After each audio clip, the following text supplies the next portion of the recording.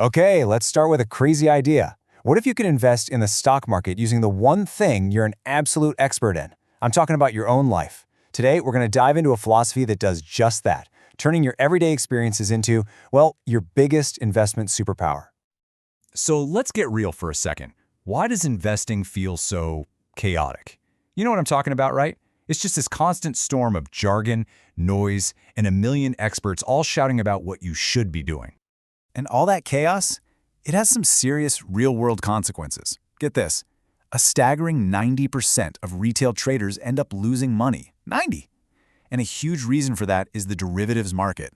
This super complex area that people get pushed into thinking it's a shortcut to getting rich without ever really understanding what it's actually for. Yeah, it's a pretty frustrating picture, isn't it? But here's the thing. What if there was a different way? A way to slice right through all that noise and invest in a way that feels, I don't know, intuitive, personal, and, a way that actually makes sense to you. Okay, so let's dig in. Before we can find a better path, we've got to understand what makes the current system so darn confusing to begin with. Let's talk about the noise, the jargon, and all the traps. So where does all this confusion come from?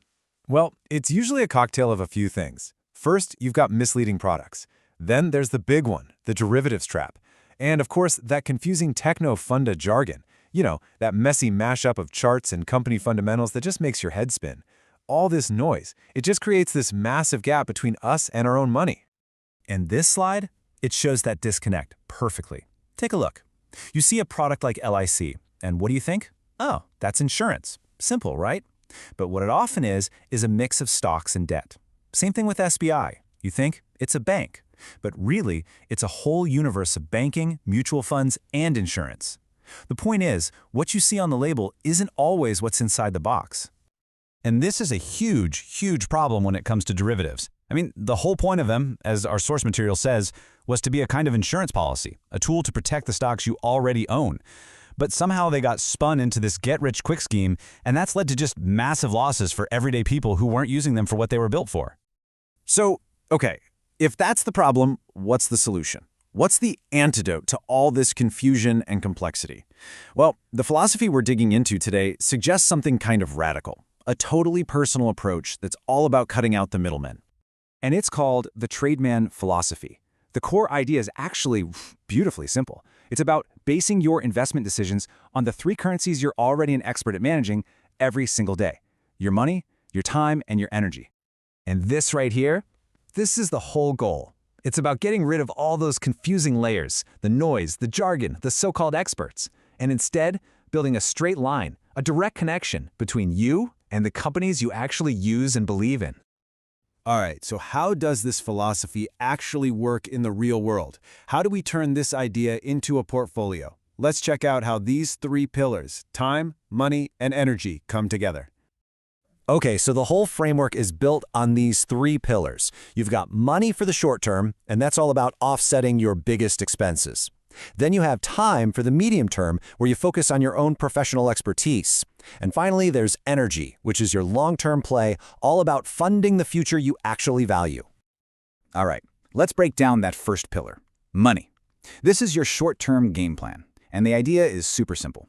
Where do you feel like life is most expensive? Where is all your money going each month? Maybe it's your food delivery app or your transportation or your power bill. You invest in those companies. So in a way, you're using the stock market to hedge against your own life. If your costs go up, hey, hopefully, so does the value of your investment in that company. Next up, we have the time pillar. This is your medium-term focus, and it's all about where you spend your professional time, your 9 to 5. If you're an IT pro, you already have this incredible built-in feel for the tech industry, right? So, this philosophy says, use that. Leverage that expertise you've already earned. You don't need to become a Wall Street analyst because you're already living and breathing that world every single day. And that brings us to the last and maybe the most powerful pillar, energy. This is your long-term vision. This is where we go way beyond just profits and ask a bigger question. What kind of future do you actually want to live in? Here, you invest in companies that line up with your deepest values. Think green energy or organic farming or social impact companies. This connection, this purpose, that's what gives you the backbone to hold on for the long term, especially when the market gets shaky. So you see, when you put these three pillars together, your money, your time, and your energy, It creates something so much bigger than just a financial strategy. It's about giving your money real meaning, something that goes way beyond the numbers you see on a screen. And this slide just nails the whole idea. Look at that middle part. The experts, the jargon, the noise. It's all crossed out. It's gone. What's left is a direct path from you, your life, your values, straight to the company you believe in. It's about ownership in the truest sense of the word. And really, this quote says it all. Giving money real purpose is far more important than simply saying, I just want to make money in the stock market. When your investments are literally tied to your bills, your job, and what you care about, they have a real purpose. And that purpose is what gives you the strength to stick with it, to ride out the storms. So at the end of the day, this isn't just another clever investment strategy. It's really a framework for building an emotional connection, some real depth with your investments. Your money stops being this separate, abstract thing and becomes an extension of you, propped up by what you spend, how you work, and what you believe in. It totally transforms investing from just a transaction into a reflection of who you are. And that leaves us with one final, big question to think about.